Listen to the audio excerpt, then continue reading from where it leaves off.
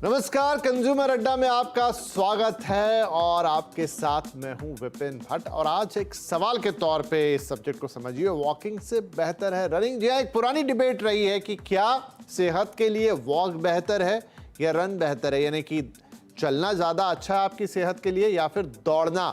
और इस पर वक्त वक्त पर अलग अलग तरह की रिसर्च आती रहती है। आमतौर पे माना यह जाता है कि भाई कई एक्सपर्ट कहते हैं वॉकिंग ज़्यादा बेहतर है, क्योंकि रनिंग में सर्टेन टाइम आपके घुटनों पर थोड़ा प्रेशर आता है, आपकी पीठ पे थोड़ा प्रेशर आता है, आपकी किस उम्र के हैं वो मायने रखता है, किस सरफेस पे आप दौड़ रहे हैं वो मायने रखता है। बहुत सारी चीज़ें होती हैं और कह दिया जाता है वॉक कर ले तो बेहतर है, थोड़ा सा तेज चले यानी ब्रिस्क वॉकिंग कर ले। लेकिन कुछ रिसर्च है जो ये कहती हैं कि वॉकिंग की तुलना में रनिंग 3 गुना तक ज़्यादा फायदेमंद है। इन कंपैरिजन ऑफ टाइम भी अगर आप बात कर लें कि भाई आप 5 मिनट की रनिंग कर लें, 15-20 मिनट का वॉक करें, लगभग एक बराबर है। प्लस ये कि आप अगर रनिंग करते हैं तो आपकी लाइफ एक्सपेक्टेंसी 8 साल 10 साल तक बढ़ सकती है। 50 से 80% तक आपके जो हृदय रोग होते हैं या सांसों से जुड़ी बीमारियां होती हैं उन पर काबू पाया जा सकता है। ऐसी बहुत सारी बातें होती हैं, तो हमने सोचा कि क्यों ना हम भी अपना एक एक्सपर्ट पैनल बनाएं और उनकी राय लें। और ये जो सारी रिसर्च वगैरह जिनकी हम बात कर रहे हैं ये ज़्यादातर भारत से बाहर हुई हैं, लेकिन चूंकि हम मानते हैं कि भाई ह्यूमन बॉडी एक जैसी है, हम इतना समझ सकते हैं कि थोड़ी दूसरी कंडीशन अलग हो सकती है, मौसम अलग हो सकता है, खान पान अलग हो सकता है, पर मोर और लेस ह्यूमन बॉडी का बिहेवियर ज़्यादातर जगहों पर एक जैसा है। और भारत में भी इन दिनों तो आप देख रहे हैं कि हृदय से जुड़ी कितनी तकलीफें हो रही हैं, दिल से जुड़े कितने मामले आ रहे हैं, स्वास्थ्य से जुड़े, खासतौर पर कोरोना के बाद चीज़ें काफ़ी बदल गई हैं। ऐसे में बड़ा इंपॉर्टेंट है कि आप एटलीस्ट चलें या दौड़ें, जो भी करें ज़रूर। तो क्या करना बेहतर होगा वो आज समझेंगे। राइट, हमारे साथ जुड़ रहे हैं रिहेबिलिटेशन एंड स्पोर्ट्स मेडिसिन के डायरेक्टर डॉक्टर आशीष कॉन्ट्रैक्टर, फोर्टिस स्कॉट के सीनियर इंटरवेंशनल कार्डियोलॉजिस्ट डॉक्टर विशाल रस्तोगी और ग्लोबल होलिस्टिक हेल्थ गुरु डॉक्टर मिकी मेहता। आप तीनों का ही बहुत बहुत स्वागत है। तो पहला सवाल आप तीनों से फटाफट मैं इसी मुद्दे पर करूंगा। डॉक्टर आशीष कॉन्ट्रैक्टर, क्या कोई ऐसी साइंटिफिक एविडेंस है कि क्या बेहतर है आपके दिल के लिए या आपके शरीर के लिए, रनिंग या वॉकिंग? तो नमस्ते विपिन जी, जैसे आपने कहा कि फर्स्ट सबसे इंपॉर्टेंट है कि आप कुछ करो। पब्लिक हेल्थ मैसेज के हिसाब से अगर हम पूरा देश को देखें, देन आई वुड से कि वॉकिंग इज मोर इम्पोर्टेंट, क्योंकि फिजिकल इनएक्टिविटी जो हम कहते हैं वो हार्ट डिजीज का बड़ा रिस्क फैक्टर है। तो पॉपुलेशन के तौर पर ये इम्पोर्टेंट है कि सब लोग थोड़ा एक्सरसाइज करें, उन मूवमेंट करें, वॉकिंग से शुरू करें। उसके बाद ये साइंटिफिक डिबेट है कि वॉकिंग बेटर है कि रनिंग बेटर है, वो हम आगे के हाल में मतलब बताएंगे। पर public health point of view, country के हिसाब से वॉकिंग इज अ फैंटास्टिक और बेस्ट एक्सरसाइज। चलिए, तो एक तो कुछ करना जरूरी है और अगर देश के लिहाज से सोचे तो शायद वॉकिंग बेहतर है। डिटेल में अभी आगे जाएंगे। डॉक्टर विशाल रस्तोगी, आपकी राय? देखिए विपिन जी, ये बहुत अच्छे से आपने पहले ही एक्सप्लेन कर दिया कि एक्सरसाइज करना बहुत इंपॉर्टेंट है। और हम लोगों ने कई बार इस विषय पे बात भी की है कि कोरोना के समय में और बाकी आजकल के जो भी हमारे हेल्थ इश्यूज है उससे रिलेटेड ये हमेशा दिमाग में बात आती है कि एक्सरसाइज करें तो क्या प्रॉब्लम बढ़ जाएगी या घट जाएगी, क्योंकि कुछ लोगों को एक्सरसाइज करते वक्त भी डेथ हुई है। तो ये डिस्कशन हम लोग कई बार कर चुके हैं और ये स्टडीज, इस तरह की स्टडीज आना बहुत ही एक हमारे इस बात को एक बल प्रदान करता है कि हम लोग को एक्टिविटी करते रहना चाहिए, एक्सरसाइज करते रहना चाहिए।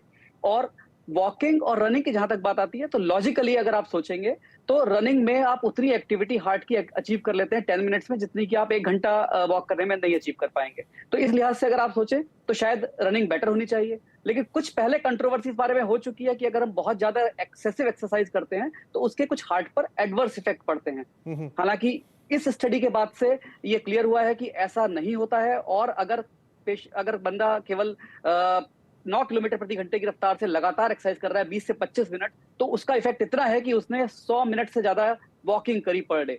तो ये बड़ा ही एनकरेजिंग फैक्ट है और इससे हम कम समय में ज्यादा अचीव कर सकते हैं। और हमें एक्टिविटी करते रहना चाहिए, जिसमें कि अब ये मान लेना चाहिए कि running is also equally good. चलिए, तो यहां एक पक्ष आ गया रनिंग वाला। राइट, मिकी साहब, आपका पक्ष?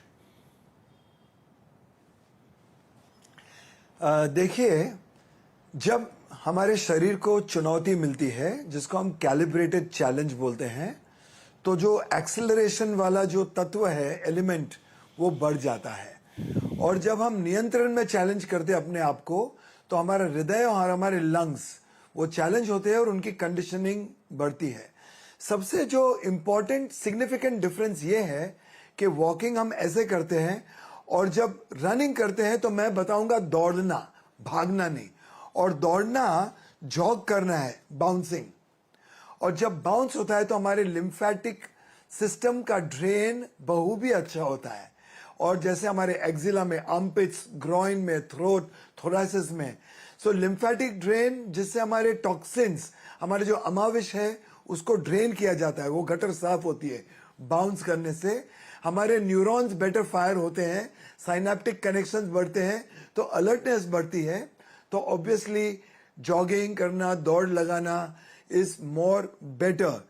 और जहां पर आपको ग्रेविटी का भी फोर्स मिलता है, सो एक्सेलरेशन, ग्रेविटी, डिसेलरेशन, ये तीनों फोर्सेस एक्सरसाइज के आपको भी मिलते हैं और उसके फायदे बहुआयाम उसके फायदे हैं।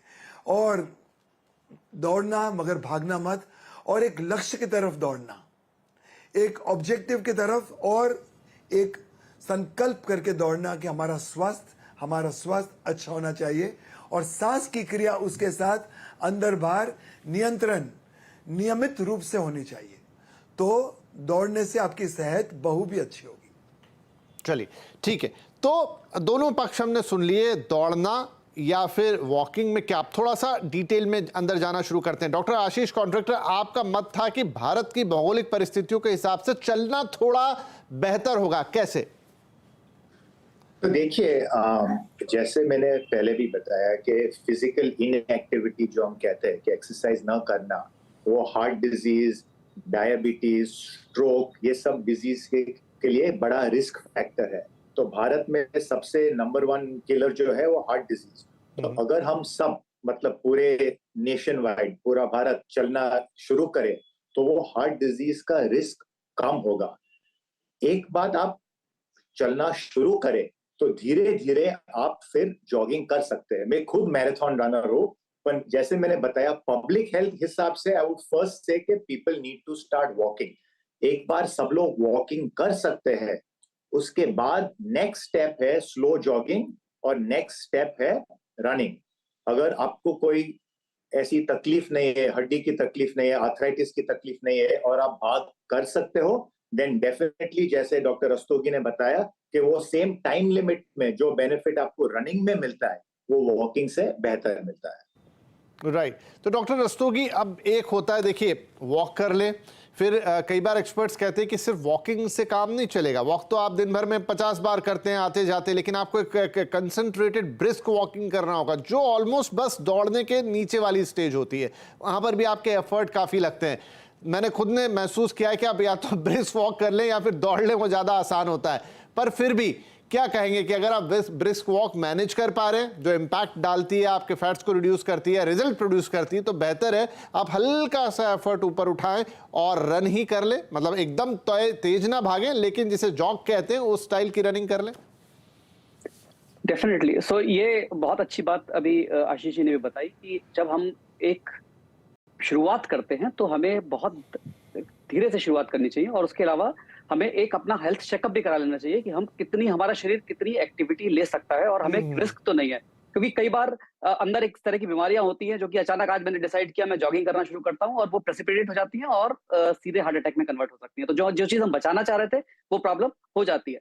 तो अगर हम पहले से अपनी जांच करा के एक्सरसाइज करेंगे तो हमें पता होगा कि हम कितनी एक्टिविटी कर सकते हैं। जब हम एक बार हमें पता लग गया कि हम एक्टिविटी कर सकते हैं, या फिर हमने धीरे धीरे ग्रेजुअली अपनी एक्टिविटी को बढ़ाया है और हमें पता है कि अब सिम्टम्स आ रहे हैं तो हमें रुक जाना है, हमें एक्सरसाइज एक्सेसिव नहीं करनी है, तो जब हम उस लेवल पे पहुंच गए कि अब हम एक्टिविटी कर पा रहे हैं और जॉग कर पा रहे हैं, तो ये माना जाएगा कि अगर आपने 20-25 मिनट की जॉगिंग कर ली तो जो आपका वेट रिडक्शन हुआ, जो आपको शरीर में हार्ट रेट फास्ट हुआ और उसके बाद में रिड्यूस हुआ, वो सफिशिएंट है कि आपने काफी देर वॉक की उसके बराबर। अब एक्सरसाइज जब करनी होती है तो हमेशा, जैसे लोग, खासतौर से हाउसवाइफ्स का बड़ा अच्छा जवाब होता है जब भी मैं पूछता हूँ कि भाई आप एक्टिविटी एक्सरसाइज करते हैं, तो डॉक्टर साहब पूरे दिन एक्सरसाइज ही चलती है, किचन में हम खड़े रहते हैं, हम कभी बैठते नहीं है, सारे दिन घर का काम लगा रहता है। But that is not the proper way of exercising. अगर हम एक्सरसाइज की बात करें तो हमें एक वार्म अप पीरियड होता है, उसके बाद में हम एक सस्टेन्ड एक्सरसाइज करते हैं और उसके बाद में कूल डाउन पीरियड होता है जिसमें कि हम धीरे धीरे अपनी एक्टिविटीज को कम करके अपने शरीर को वापस नॉर्मल स्टेज पे लाते हैं। तो धीरे धीरे हमारा हार्ट रेट बढ़ना चाहिए, वो एक पर्टिकुलर लेवल पे उस हार्ट रेट को हमें मेंटेन करना होता है जिससे कि वो हार्ट पर इफेक्ट आए, उसके पॉजिटिव इफेक्ट्स आए ब्लड प्रेशर पे, हार्ट पे, स्लीप पे, स्ट्रेस पे, मल्टीपल बेनिफिट्स होते हैं एक्सरसाइज करने के। और उसके बाद में फिर हम कूल डाउन फेज में जाएं जिसमें कि हम अपनी जॉगिंग को धीरे धीरे स्पीड को कम करें, वॉकिंग पे आए और धीरे धीरे स्ट्रॉल करते हुए तब रोकें। तो ये एक एक्सरसाइज करने का प्रॉपर तरीका है जिसको हमें एक नियमित रूप से एक निश्चित समय पर करना चाहिए।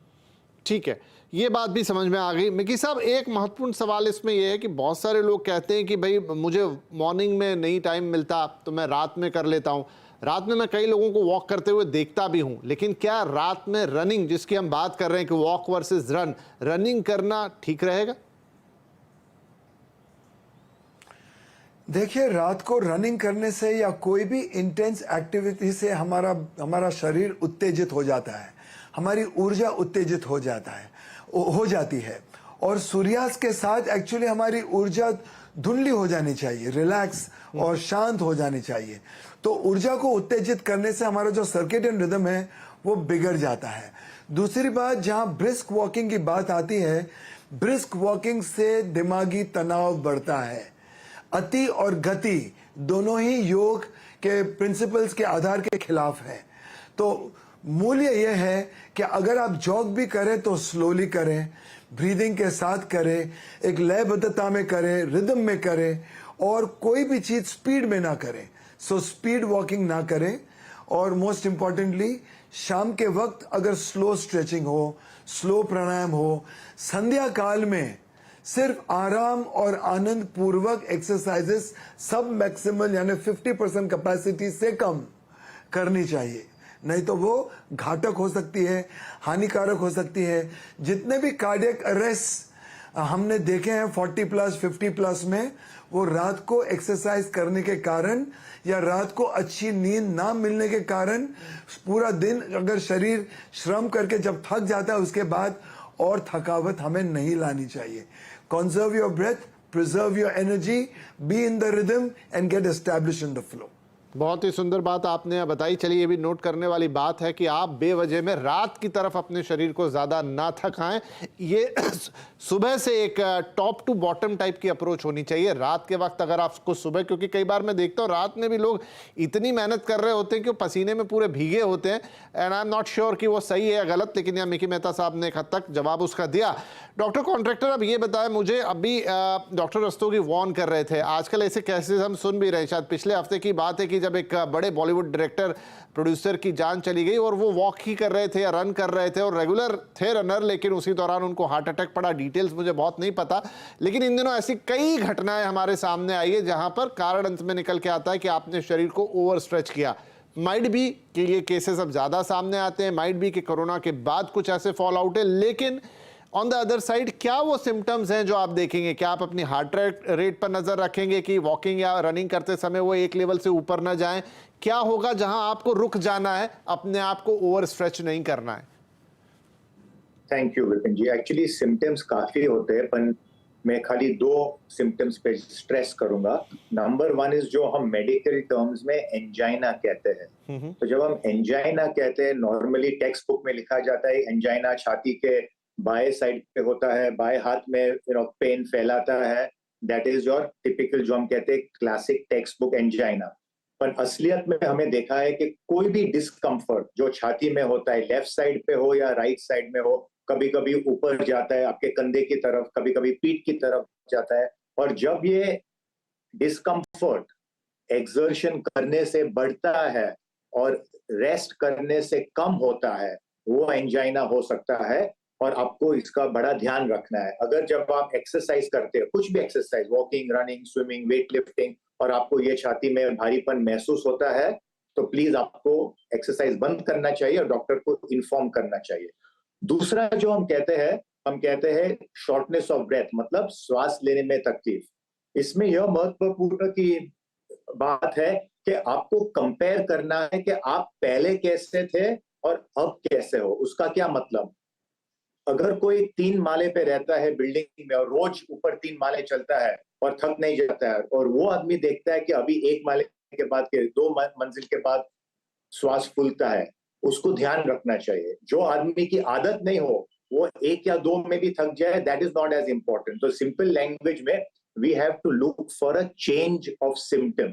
अगर पहले आप रोज आधा घंटे आराम से चलते थे और अभी आपको 20 मिनट या 15 मिनट में थकावट होती है तो प्लीज डॉक्टर को बताइए। तो ये छाती में भारीपन, दर्द और शॉर्टनेस ऑफ ब्रेथ जो हम कहते हैं वो सबसे महत्वपूर्ण सिम्टम्स होते हैं जो आपको ध्यान में रखने हैं।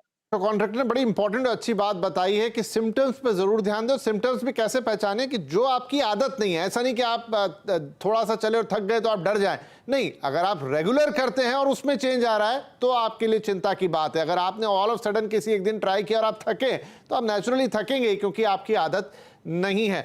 एक और चीज डॉक्टर रस्तोगी वो ये कि आजकल काफी सारे लोग, क्योंकि ऑलमोस्ट सारे ही लोग वॉच की जगह जो है हेल्थ वॉचेस पहनते हैं, हेल्थ बैंड पहनते हैं और वहां पर वो हार्ट रेट बिल्कुल प्रोमिनेंटली दिखाती हैं और सर्टेन टाइम आपका हार्ट रेट ऊपर जाता है तो बहुत सारे लोगों को लगता है कि ये मेरा तो बढ़ गया, ये हो गया, वो बहुत सारे सवाल आते हैं। तो कितना हार्ट रेट नॉर्मल है, कितना एबनॉर्मल है, कैसे उसको जज करें?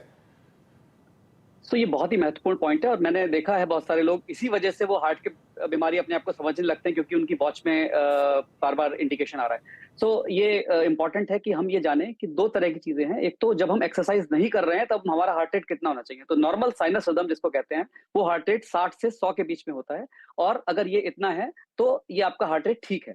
जब आप एक्सरसाइज शुरू करते हैं तो पर्पज ही यही है कि हम हार्ट को स्ट्रेन करें, हार्ट को एक्टिवेट करें और जिससे कि हमारा हार्ट रेट बढ़ता है। और वो हार्ट रेट कितना बढ़ सकता है इसका हम लोग मैक्सिमम जो हमारा इफेक्ट होता है वो होता है 220 माइनस एज। यानी कि अगर किसी व्यक्ति की आयु 80 साल की है तो उसका हार्ट रेट 140 से ऊपर नहीं जाना चाहिए और वहीं अगर किसी व्यक्ति की आयु केवल 40 साल की है तो वो अपना हार्ट रेट 180 तक ले जा सकता है। लेकिन ये हुआ मैक्सिमम हार्ट रेट। जब हम बात करते हैं अपनी डेली एक्सरसाइज की तो हम इस मैक्सिमम हार्ट रेट का 85% तक ही अचीव करना चाहिए, उससे ऊपर नहीं जाना चाहिए। अगर हम उससे ऊपर जाते हैं तो उसके पहले हमें अपना चेकअप प्रॉपर्ली करा लेना चाहिए कि हम इतना जा भी सकते हैं या नहीं, क्योंकि इस हार्ट रेट पर बहुत सारे लोगों को जिनको कि हार्ट के अंदर कुछ छुपी हुई बीमारियां हैं वो प्रॉब्लम क्रिएट कर सकती हैं, जिनमें कि बहुत अच्छे से डॉक्टर कॉन्ट्रैक्टर ने बताया कि एंजाइना हो सकता है, ब्रीदिंग डिफिकल्टी हो सकती है, सिनकपी, बेहोशी आ सकती है और it can be serious also. तो अगर हम इससे ऊपर अपने हार्ट रेट तो आपने जो हार्ट रेट की रेंज बताई डॉक्टर साहब, ये अमूमन सबके लिए सेम रहती है, कुछ लोगों के लिए ज्यादा कम भी हो सकती है? 220 minus age is the typical heart rate जो कि हम बताते हैं कि इससे ऊपर आपको नहीं जाना है। ठीक, चलिए, तो आई थिंक ये भी बात यहां पर क्लियर हो गई क्योंकि ज्यादातर लोग आजकल स्मार्ट वॉचेस पहनते हैं और उसमें ये चीज प्रोमिनेंटली दिखाई देती है। अब एक छोटा सा ब्रेक लेते हैं और ब्रेक के बाद आके समझेंगे कि चलिए चलना दौड़ना ये सब समझ लिया, लेकिन आपके शरीर के लिए क्या सही है? क्या आपके लिए दौड़ना सही है, आपके लिए चलना सही है, आपको सिर्फ योगा से काम चल जाएगा? खुद को पहचानना इस पूरी प्रक्रिया में बड़ा इंपॉर्टेंट है क्योंकि सबके शरीर अलग अलग है। एक छोटा सा ब्रेक के बाद बातचीत जारी रहेगी। आज बात हो रही कि वॉकिंग से बेहतर क्या रनिंग है और इस पर काफी सारा विचार विमर्श हमने ब्रेक से पहले किया। हमारे सभी एक्सपर्ट हमारे साथ हैं, तो चलिए इस चर्चा को थोड़ा और आगे बढ़ाते हैं। मिकी मेहता साहब, जैसा मैंने कहा कि बड़ा इंपॉर्टेंट ये है कि आप खुद को जरूर पहचानें। आपके लिए वॉकिंग अच्छी होगी, रनिंग अच्छी होगी क्या, या कोई और मोड ऑफ एक्सरसाइज अच्छा होगा, वो आप कैसे तय करेंगे कि क्या आपके लिए बेस्ट है? तो सबसे पहले हम समझे कि मनुष्य जात के लिए क्या अच्छा है। मनुष्य जात के लिए योग सर्वोत्तम है, सबसे उत्तम है। कि योग में आसन होते हैं, प्राणायाम होते हैं, व्यायाम होता है जिसको हम ऑप्टिमल मूवमेंट थेरेपी बोलते हैं, जिसकी वजह से हमारी बायोकेमिस्ट्री, हमारे रसायन, हमारे बायोमैकेनिक्स, हमारे पूरे शरीर का यंत्र, हमारी फिजियोलॉजी, और जैसे कि मैंने बताया कि लसिका तंत्र, वो जो लिम्फेटिक नोड्स है जिससे हमारी इम्यूनिटी हमेशा अच्छी रहती है, तन की दुरुस्ती होती है, तंदुरुस्त रहते हैं, तो योग सबसे उत्तम रहता है। मगर जो डॉक्टर आशीष ने बताया कि जो कुछ नहीं करते हैं उनके लिए वॉकिंग बहुत ही अच्छा है। और हिंदुस्तान को देखें जहां पर लेथार्जी है, जहां पर कफ का दोष बहुत बड़ा है और जहां पर लोग बिल्कुल ठंडे बैठे हैं, तो वो अग्नि को प्रकट करने के लिए वॉक करना, टहलना बहुत ही जरूरी है। टहलने के साथ साथ अगर आप विकास क्रम उन्नति करें तो योग पे जाके ठहरते हैं और योग पे सबसे उत्तम हमारी सेहत हो सकती है। स्वास्थ्य की प्रक्रिया के लिए योग is ideal, optimally best. Right. और विकी साहब के साथ तो हम योग का बहुत कुछ करते रहते हैं, तो आप पहले शुरुआत करें मामूली चलने से, आप जो थोड़ा अलग से चलना है, रूटीन के चलने को शामिल मत कीजिए और धीरे धीरे योग की तरफ जाइए, निश्चित तौर पे फायदा होगा। डॉक्टर कॉन्ट्रैक्टर, अब जो लोग चल ही रहे हैं, अब again this is running versus walking, अक्सर ये सुनने में आता है कि भाई आप दौड़ते हैं तो आपके घुटनों पे इम्पैक्ट आता है, सर्टेन टाइम आपकी बैक पे इम्पैक्ट आता है, किस सरफेस का आप इस्तेमाल कर रहे हैं वो भी मैटर करती है कि आप एक ग्राउंड में दौड़ रहे हैं या एक सड़क पर दौड़ रहे हैं। किन लोगों को ध्यान रखना चाहिए और किस तरीके का ध्यान रखना चाहिए कि कोई कॉम्प्लिकेशन घुटने पीठ इसमें ना आए? ओके, तो पहले जो लोग रेगुलरली वॉकिंग कर रहे हैं उनको आपको पूछना चाहिए कि आपको ज्यादा करना है या नहीं। कोई लोग काफी मतलब दे विल बी हैप्पी के just with walking and they can continue, पर जिसको ज्यादा करना है तो वो जो हम कहते हैं मस्कुलोस्केलेटल इवैल्यूएशन के देखना है कि उनके मसल्स हड्डी वगैरह ठीक है। जैसे डॉक्टर विशाल ने कहा कि उन लोग स्ट्रेस टेस्ट करा सकते हैं, थोड़े कार्डियक टेस्ट जैसे कि सिंपल लिपिड प्रोफाइल है, ब्लड प्रेशर है, शुगर है, वो सब हम टेस्ट कर सकते हैं और सब ठीक है तो वो जरूर रन कर सकते हैं अगर उनको करना है।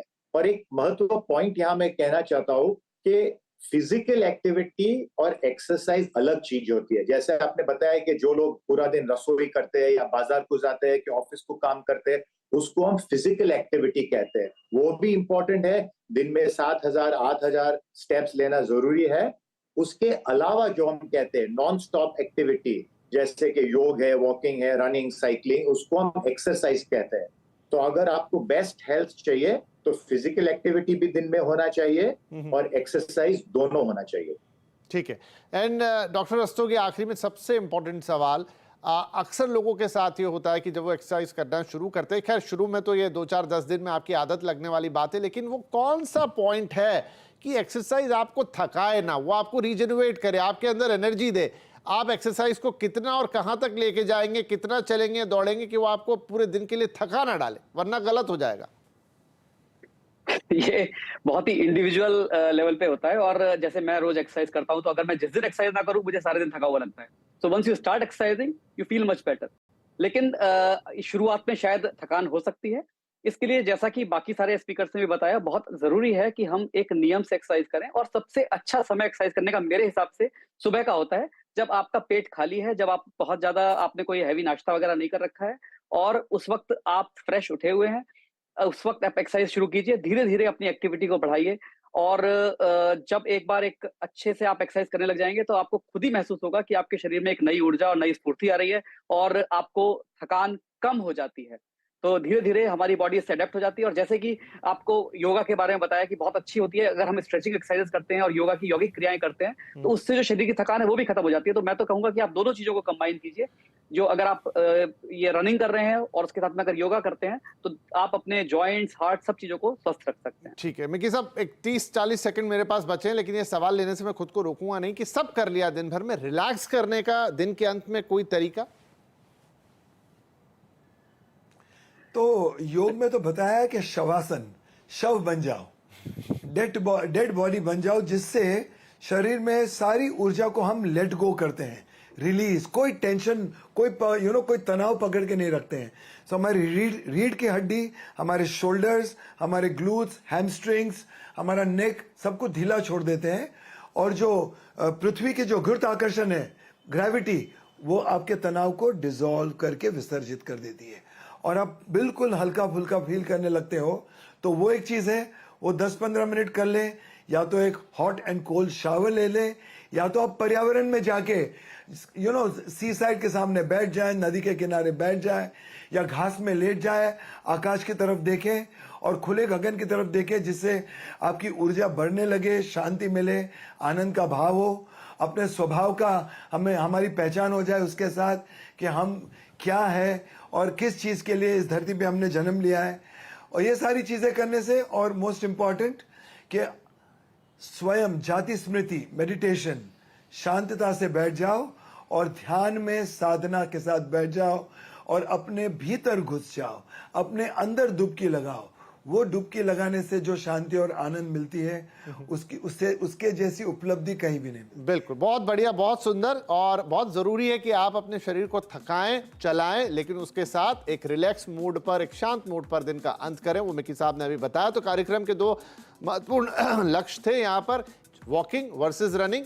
लगा कि रनिंग डेफिनेटली वॉकिंग के ऊपर है। आप शायद कम ड्यूरेशन में रनिंग से वो अचीव कर सकते हैं जो वॉकिंग से नहीं, लेकिन उसके साथ क्या साइड इफेक्ट, क्या कॉम्प्लिकेशंस, किसे करना किसे नहीं करना और किस तरीके से करना, ये जरूर ध्यान रखें। जो एक्सपर्ट्स ने बताया, मिकी साहब ने उसमें कुछ और चीजें जोड़ी, वो भी आपके लिए फायदेमंद है। और एट लास्ट करना सबको है, चलिए वॉक ही कीजिए, मत दौड़िए, लेकिन करना कुछ शुरू कीजिए। मिकी जी ने कहा ठंडा देश है, ठंडे लोगों का थोड़ा गर्म करते हैं इसको, एक क्रांति लाते हैं जीवन में, वॉक से शुरू करते हो, जितना आगे जा पाए फिर वो सबके ऊपर है। बहुत शुक्रिया आप तीनों ही मेहमानों का इस शानदार बातचीत के लिए। नमस्कार।